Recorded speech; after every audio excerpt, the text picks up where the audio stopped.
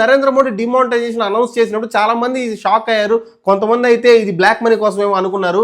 కానీ real reason ఏంటని ఈ సినిమాలో చూసిన తర్వాత మనం కూడా షాక్ అవుతాం. ఏ నయా హిందుస్థాన్ హై, ఏ ఘర్ మే గుస్సేగా భీ ఔర్ మారేగా భీ. उनके देश में उनकी गली में कुत्तों की तरह मार दिया उन लोगों को. हौसला, ईंधन, बदला. ఇక దురంధర్ ద రివెంజ్ ఈ సినిమా ఎలా ఉందంటే, ఈ సినిమా స్టార్టింగ్ ఒక బ్రూటల్ యాక్షన్ సీక్వెన్స్ స్టార్ట్ అవుతుంది.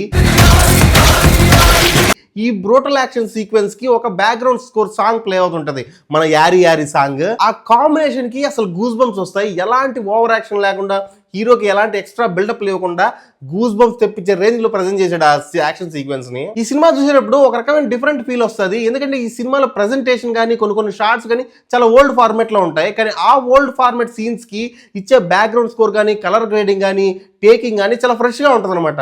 సో ఈ కాంబినేషన్ మన సినిమా చూసేటప్పుడు సీన్ ఒక డిఫరెంట్ ఫీల్ తీసుకొస్తుంది. ఒక డిఫరెంట్ గా ఉన్నాయా సీన్స్ అని అనిపిస్తుంది. అండ్ సినిమా ఫ్లో కూడా చాలా రియలిస్టిక్ గా ఉంటుంది. ఇంకా చెప్పాలంటే మనం ఒక సినిమా చూస్తున్నట్టు కాదు, ఒక నిజమైన కథను ఎక్స్పీరియన్స్ చేస్తున్నాం ఫీల్ తీసుకొస్తుంది. ఈ సినిమా ఫస్ట్ హాఫ్ మనం పార్ట్ 1 తో కంపేర్ చేస్తే, పార్ట్ 1 లో హీరో చాలా అండర్ ఎక్స్పోజర్ లో ఉంటాడు. అంటే వెయిట్ చేసి ఎప్పుడైతే టైం వస్తుందో అప్పుడే ఆయన చేయాల్సిన పనులు చేస్తుంటాడు.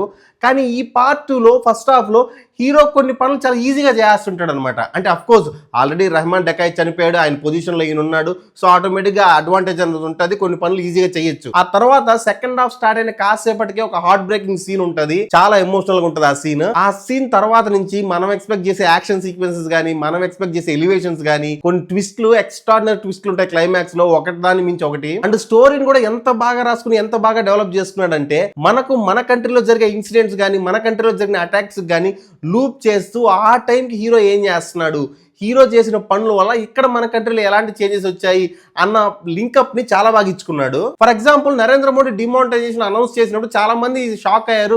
కొంతమంది అయితే ఇది బ్లాక్ మనీ కోసమేమో అనుకున్నారు. కానీ రియల్ రీజన్ ఏంటని ఈ సినిమాలో చూసిన తర్వాత మనం కూడా షాక్ అవుతాం. అంతేకాదు 1999 IC 814 హైజాకింగ్ లో prime accused Zahid Akhund point blank లో బుల్లెట్ తగిలి ఎలా చనిపోయాడు. అబ్దుల్ సలాం బుటోవి, లష్కర్ ఎ తోయిబా ఫౌండర్, ఈయన ఉన్నటువంటి కార్డియాటిక్ అరెస్ట్ వచ్చి ఎలా చనిపోయాడు. అంతేకాకుండా జైపూర్ బాంబ్ బ్లాస్ట్ లో ప్రైమ్ అక్యూజ్డ్ 1 మహమ్మద్ రియాజ్, ఈయన షూట్అవుట్ లో ఎలా చనిపోయాడు. ముంబై ట్రైన్ బ్లాస్ట్ ఇక్బాల్ బత్కల్, ఈయన ఎలా చనిపోయాడు. ఇలాంటివన్నీ చూపించాడు సినిమాలో.